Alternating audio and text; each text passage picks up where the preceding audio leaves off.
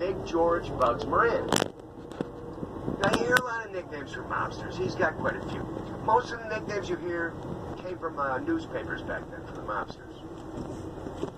Trying to, believe it or not, a dozen or more newspapers here in Chicago, thriving, trying to outsell the competition and get more exciting headlines. So you give nicknames to the mobsters, the idea was maybe you move newspapers.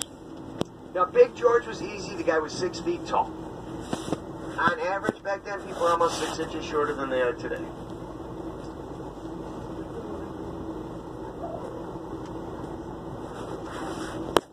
Ran 6 feet tall, really tall back then, so they called him Big George. Now, Bugs, whenever you hear Bugs or Bugsy, that was slang back then for bugs in the head. Buggy, headed to the bug house, crazy. Now, in Moran's case, he had a short temper. He was known for losing his temper in front of the reporters all the time, especially when they'd be asking him about Al Capone. One incident he was famous for.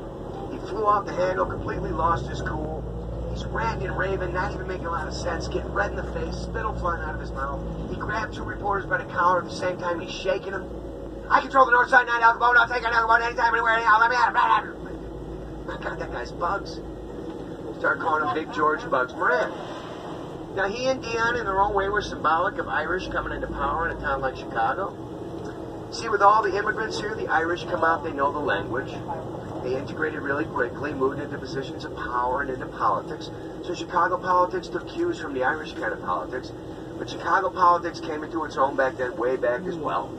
Rules took hold early on in Chicago politics, like vote early and vote often.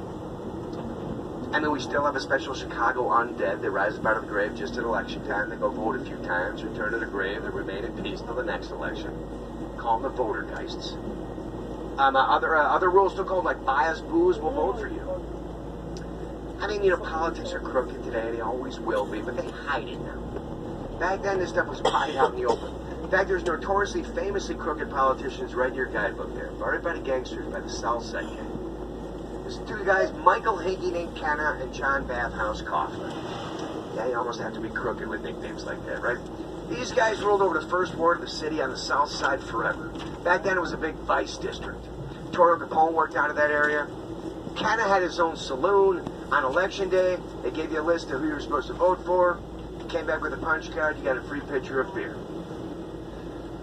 Yeah, these guys, like I said, famously crooked. There's drinks named after these guys in bars in Chicago to this day. Now, Kenna's the guy they credit with making up the word Lollapalooza. More or less supposedly off the top of his head. Trying to get people out that are fundraisers. Well, they're fundraisers, they'd mostly take money to look the other way at illegal stuff going on. And I guess one time off the top of his head, they're trying to get people out to one of their fundraisers to get entertainment for all these things and everything. He's talking about it. Oh, it's a great time. It's a real it's Lollapalooza. Somehow made it up. It became a word, made the dictionary, named the big music festival we have every summer. But now this Big George Bugs Moran guy is actually most famous for being 6 minutes late to his own funeral. See, Bugs Moran, like I said, he was in power really through the majority of the Prohibition era. He became the arch enemy of Al Capone. Now, Al Capone was thinking, oh, we're going to have to get Moran before he gets us. So they came up with a way to get him. Now, what they came up with is a thing that came to be known as the St. Valentine's Day Massacre.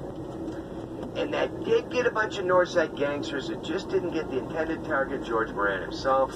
And the only reason was he was feeling a little sick that morning. He got going a bit late. He just missed out on it. So if any of you are out of excuses for showing up late all the time, you try that one next. Now, Bugs Moran was late to save the guy's life, but it actually did. And the last thing we do before we bring the bus on back this way, we take you by where the massacre site was to show you all that happened. In the meantime, now we're about to turn here on Michigan Avenue.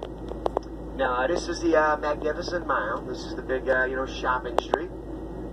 But really, if you want to learn more about this Chicago, you could probably do better to get a guy named Slippery Sloop on your bus to tell you about it. So I think I'm better off sticking to what I know. So what we're going to do is we're going to make our way down to the south side of Chicago, Al Capone's part of town. Now, of course, we'll point some stuff out as we go through the downtown area. Yeah, we'll head down Michigan Avenue here. You see all the shopping and everything. A couple blocks down this way, we're going to go over a bridge. Now, the bridge goes over the Chicago River. That is the river, the famous river that they dyed green for St. Patrick's Day and everything. They tried to dye it blue when the Chicago Cubs won the World Series a couple years ago, but it didn't take too well. Now, the Chicago River, geographically divides the city into north and south sides. Now, address-wise, it's a couple blocks down from there. But practically speaking, really, you come out of the north side, you cross the river, then you're in the heart of the downtown area, go through the downtown area, that takes you right into the south side. So as I said, we'll take that down all the way down to Capone's part of town, show you some stuff down there. Point some stuff out as we make our way through that way. Oh, and when we get on the bridge up here in a couple blocks, if you look over to your right, some guy you may have heard of slapped his name up on his tower, so you'll be able to see that. Right on our right as we hit the bridge up there a couple blocks. Otherwise, like I said, through the downtown area, down to Capone's part of town on the south side, and as we make our way, we'll make sure you to leave the dance floor open.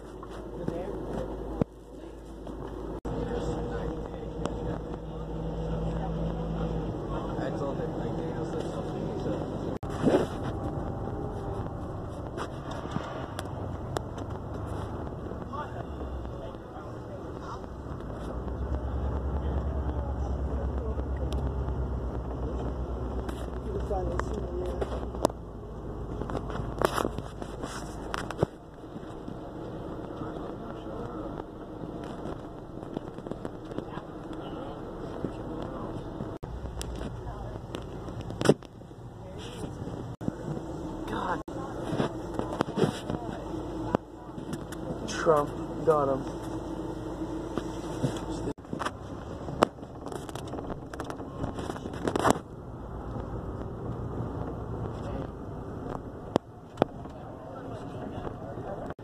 A lot of free things in there, art galleries, I think old historical photographs and things, a few floors in there that originally housed our main library. The library's a little farther over there on State Street, a little farther south. The Harold Washington Library, which is named for the city's first African-American mayor. And there's that shiny silver thing over there that we call the Bean. You may have heard of or seen that before. In Millennium Park. Now the artist named it Cloudgate. But what does he know? It looks like a bean, so that's what he called it. Now to your left, that gets closer to the lakefront, Lake Michigan out that way. And along the stretch, we're going to go by some of the more high-profile parks. We'll go by Grant Park down there in a little ways, where some of the bigger fairs and festivals tend to go on. And Chicago's been hosting international things as long as we've been around. We've had a couple of World's Fairs. First one was 1893. Big deal with that, this guy named Ferris brought the world a brand new thing called the Ferris wheel. We still got one of those out at our Navy Pier. This coming up is the Art Institute of Chicago on the left.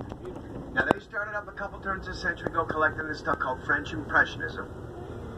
This was a type of painting of art that was new to the world at the time. They built their whole reputation on it. Now to this day they have the second largest collection of that stuff in the world.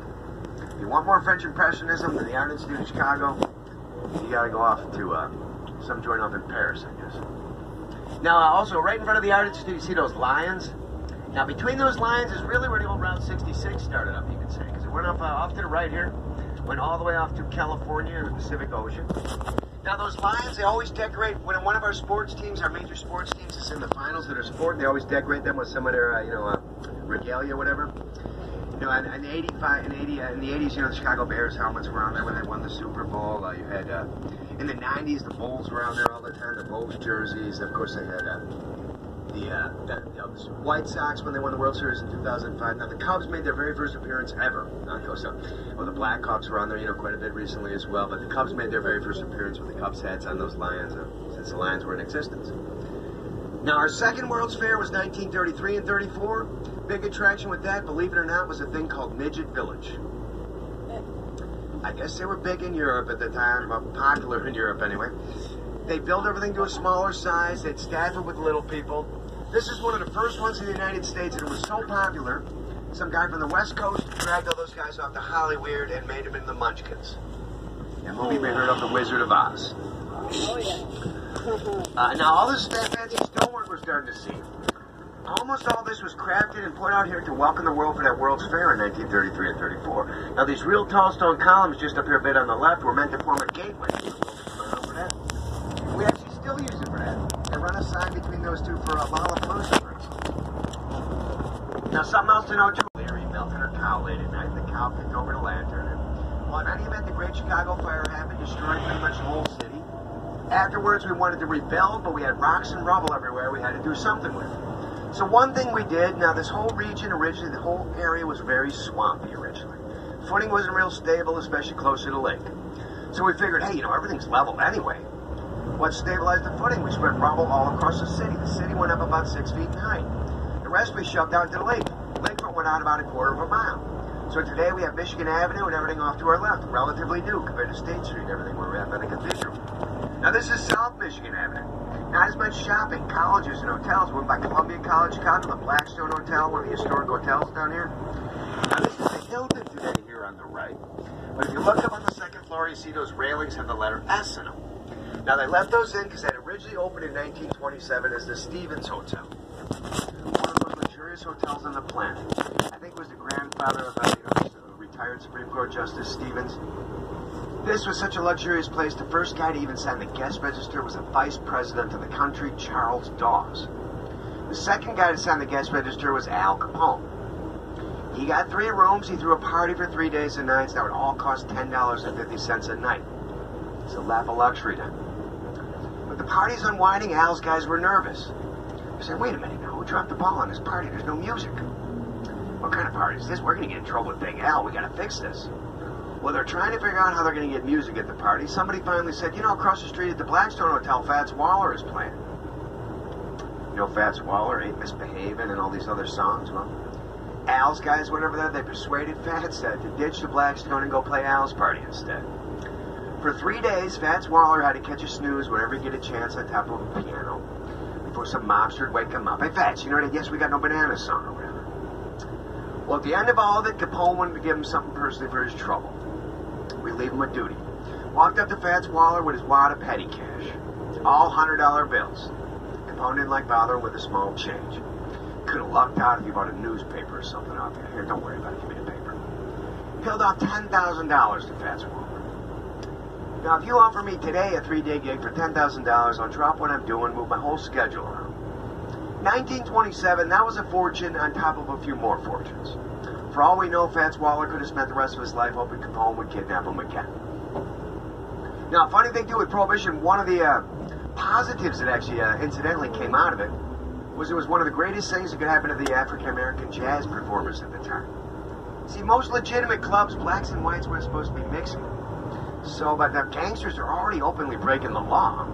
So in their speakeasies, it was clearly, surely an economic thing, but they figured, we want the best performers we can get here. We don't care if they're black or green or blue or purple or white, whatever.